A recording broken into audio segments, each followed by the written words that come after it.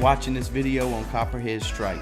Carowinds really did a great job with this rod, and I love how they got it set up to where you can film and photograph it. If you love coaster content as much as me, make sure you subscribe to my channel. As always, thanks for watching.